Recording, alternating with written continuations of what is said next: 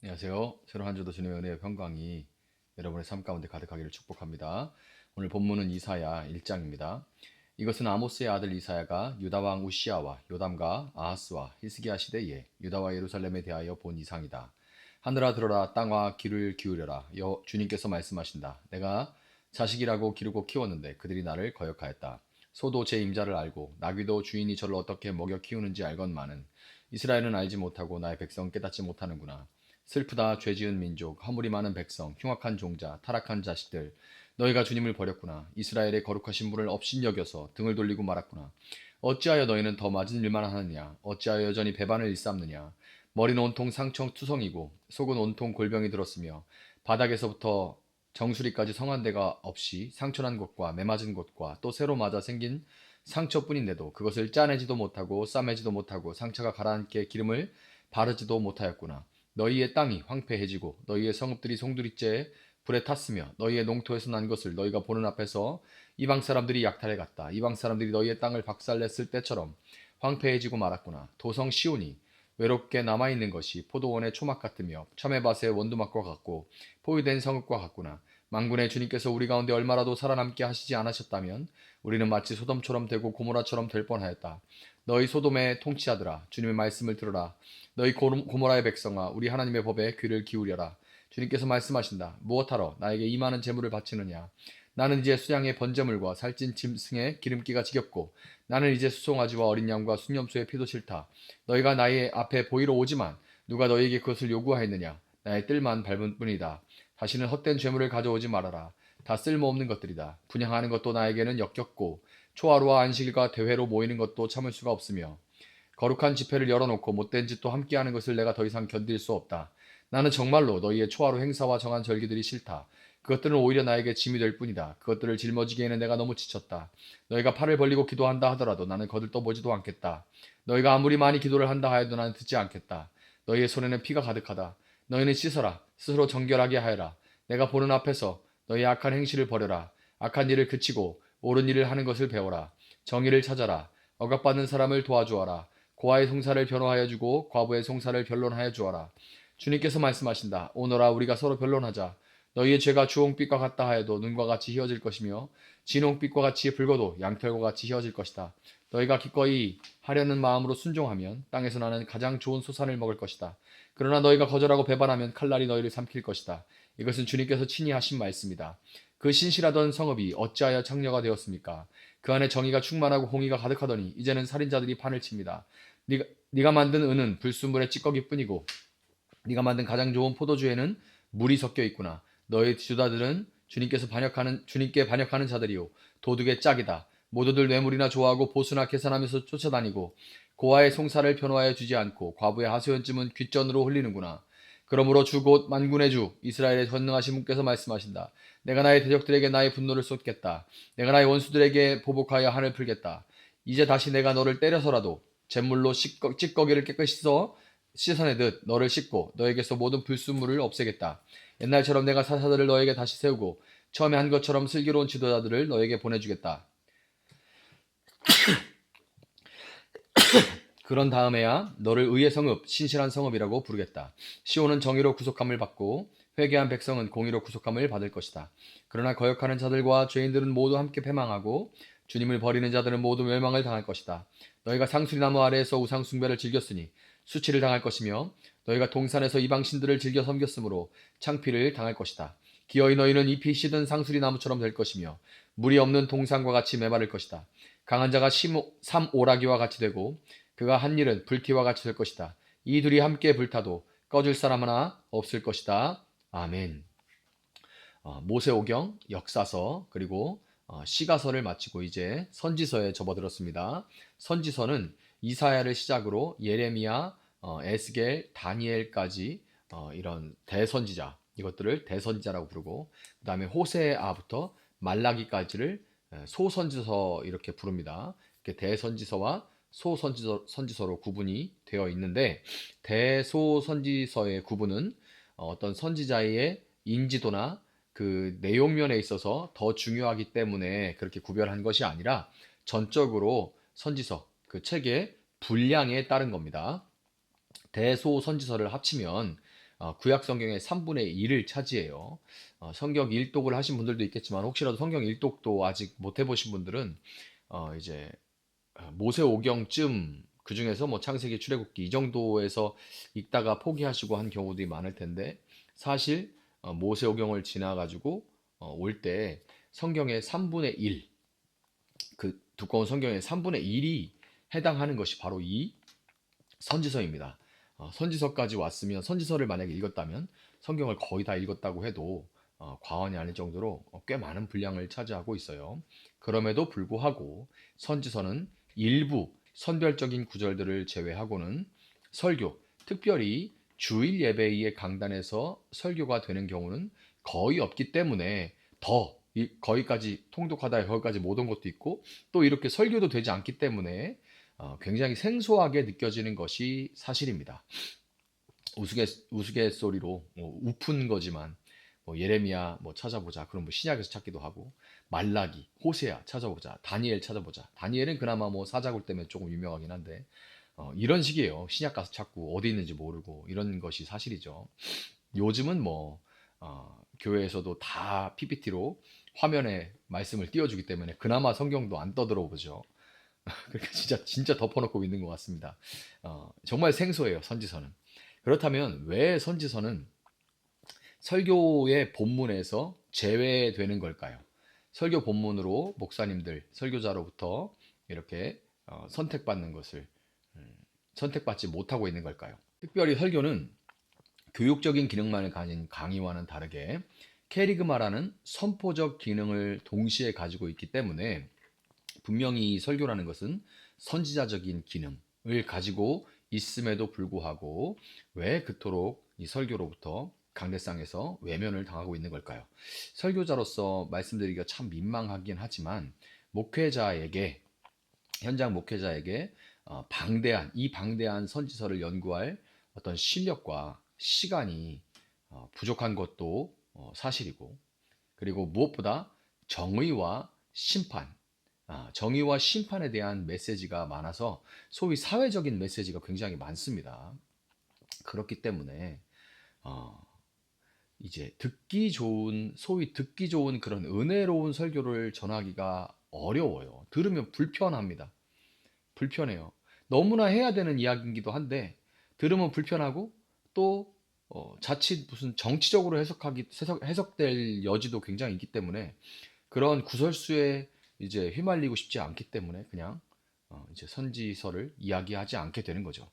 개인적으로 근데 저는 선지서가 제대로 설교되지 않은 것이 오늘 한국 교회의 모습 이런 상태를 만들었고 예배당 안과 밖의 삶이 괴리되게 이제 이중으로 이렇게 분리되게 된 가장 큰 이유 중에 하나가 바로 이 선지서가 설교되지 않기 때문이다라고 생각을 하고 있습니다.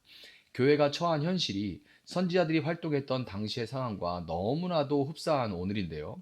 겸비한 마음으로 이사야를 비롯한 선지자를 통해 주시는 하나님의 말씀에 귀 기울이고 악한 길에서 돌이켜 하나님께 돌아가야 할 때인 것입니다. 아모스의 아들 이사야는 우시야 왕이 죽던 해인 기원전 740년에 선지자로 부름받았다. 이 소명이죠.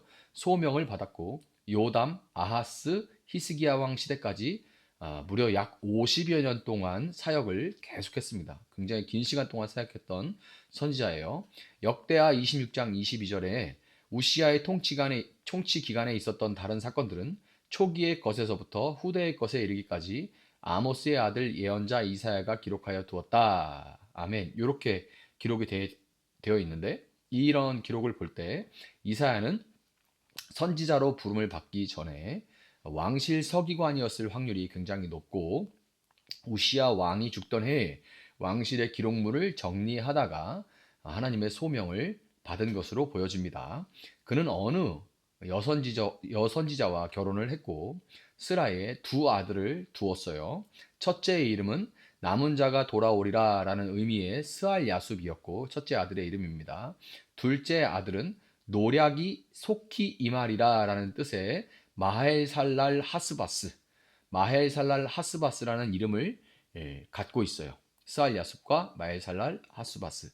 이 두 아들의 이름은 그대로 심판과 남은 자의 구원이라는 이사야 전체의 메시지를 요약하고 있습니다.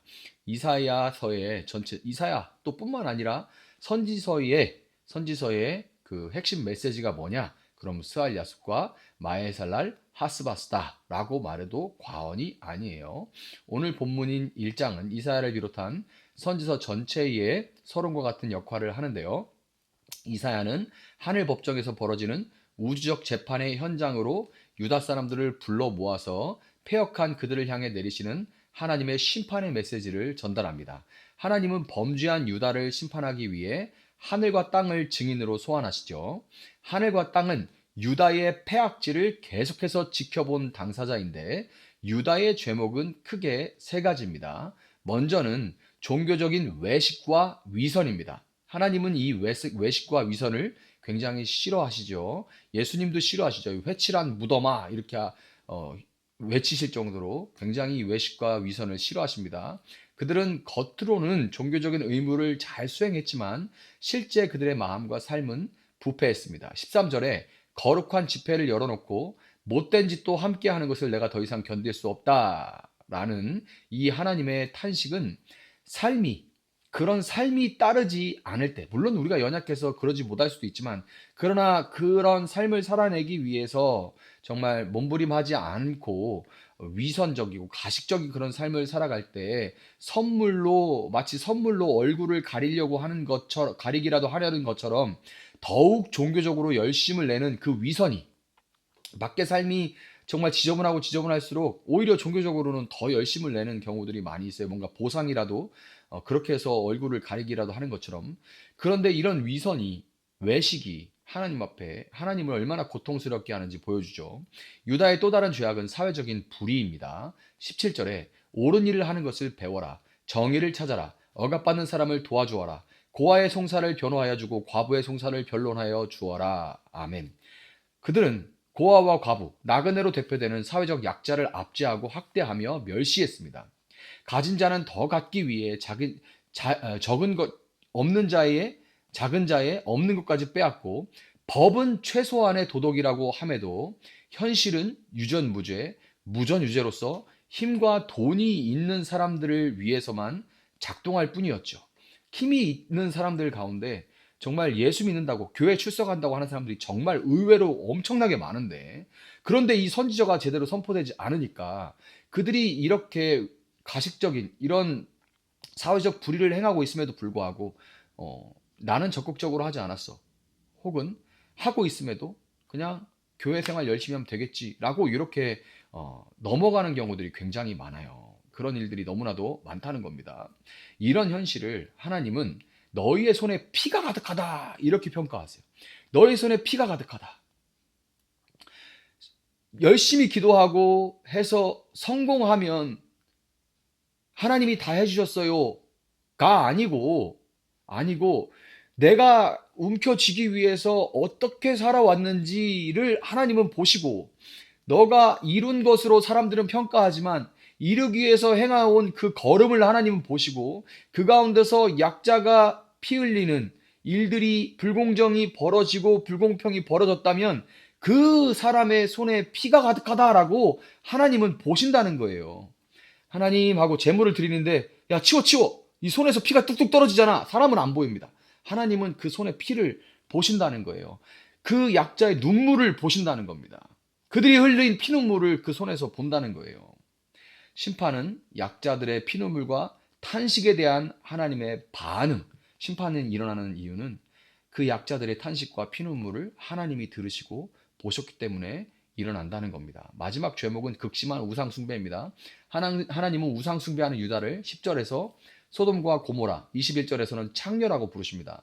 하나님이 심판에 앞서서 선지자를 보내시는 것은 범죄에 대한 심판 그 자체의 목적이 있는 것이 아니라 어떻게든 돌이키도록 만드는 것에 있기 때문에 하나님은 선지자를 보내시는 거예요. 9절에 만군의 주님께서 우리 가운데 얼마라도 살아남게 하시지 않으셨다면 우리는 마치 소돔처럼 되고 고모라처럼 될 뻔하였다. 아멘.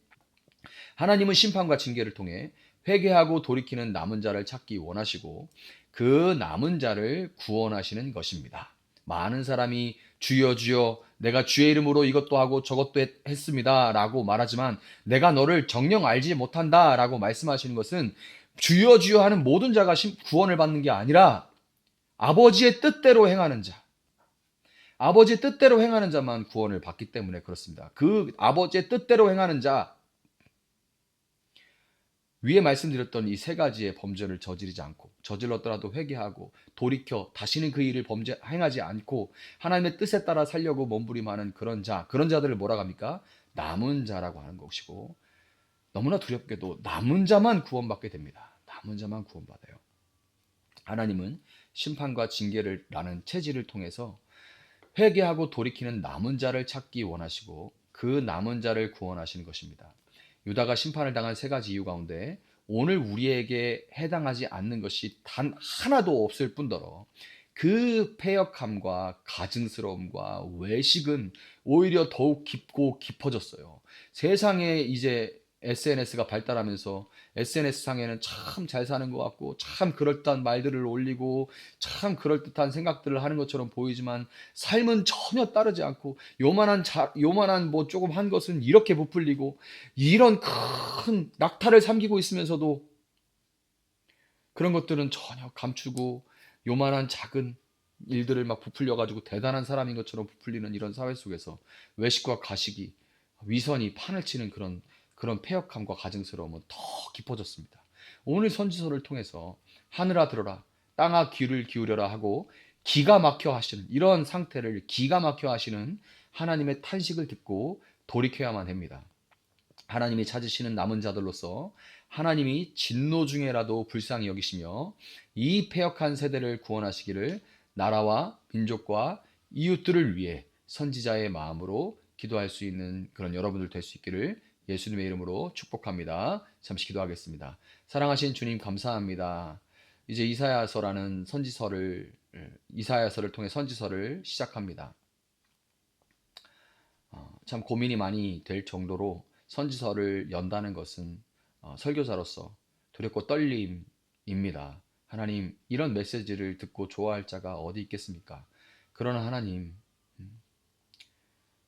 듣기 좋은 말들 넘쳐나는 가운데 많은 믿는 자들이 당뇨병에 걸린 현실입니다. 영적인 당뇨병에 걸려서 더 단 것만 달라고, 더 위로해 달라고, 더 축복해 달라고만 외치지 하나님의 마음이 어떤지는 헤아리는 사람들이 없습니다. 이 시대를 보면서 약자들이 피눈물을 흘리는 가운데 부자들은 더 부유해지는 현실 가운데 그리고 가난한 게 무슨 자랑이냐고 그렇게 조롱하고 있는 이런 현실 가운데 하나님이 이 시대를 불쌍히 여길 수 있는 마음들을 우리에게 부어주시고 세상의 그런 흐름 가운데 저항할 수 있는 믿음을 허락하여 주시고 주님 믿는 자들조차 세상의 약육강식의 행태에 따라가는 이 현실 가운데 바보처럼 살아갈 수 있도록 주님 도와주시기를 원합니다. 불쌍히 여기는 마음이 우리 가운데 있게 하시고 내가 좀 손해볼 수 있는 마음을 허락하여 주시고 하나님 정결하고 정직하게 살아갈 수 있도록 주님 도와주시고 그러함으로 인하여 좀 가난하다 할지라도 좀 구차하다 할지라도 부끄러워하지 않으며 하나님 앞에 살아갈 수 있는 우리가 되게 하시고 그리고 작은 것들을 가난한 이웃과 나눌 수 있는 우리가 될 수 있게 하심으로 참된 기쁨과 평안이 무엇인지를 경험하고 맛보며 살아갈 수 있는 저희들 될 수 있도록 주님 도와주시길 원합니다. 어느 때부턴가 경제 발전과 경제 성장에 맞물려 교회가 함께 성장하며 하나님 커지는 것, 잘 되는 것, 그런 것만이 하나님의 복이라고 생각하며 참된 평안과 안식과 나눔과 정말 이웃을 돌아봄과 이런 것들은 너무나도 많이 잃어버린 현실입니다. 주님, 우리가 선지서의 외침 가운데 내가 네 손에서 피를 본다고 하시는 하나님의 두렵고 떨리는 메시지를 듣지 않고 주여 주여 하는 자가 아니라 주님 정말로 아버지의 뜻대로 행하는 저희들 되어줄 수 있도록 주님 그렇게 살아갈 수 있도록 주님 도와주시기를 원합니다. 오늘 이 말씀을 듣는 모든 우리 귀한 하나님의 사람들 주님 그 마음 가운데 하나님이 내가 다 안다라는 위로를 허락하여 주시고 그러므로 하나님 어렵고 힘들더라도 옳은 길을 걸어갈 수 있는 좁은 길로 걸어갈 수 있는 저희들 되어줄 수 있도록 하나님 함께 하시고 하나님 하늘로부터 공급하시는 것들로 때를 따라 필요를 진정으로 하나님께서 채워주시기를 원합니다. 감사하며 예수님의 이름으로 기도합니다. 아멘. 오늘 주신 말씀 붙들고 계속해서 기도합니다.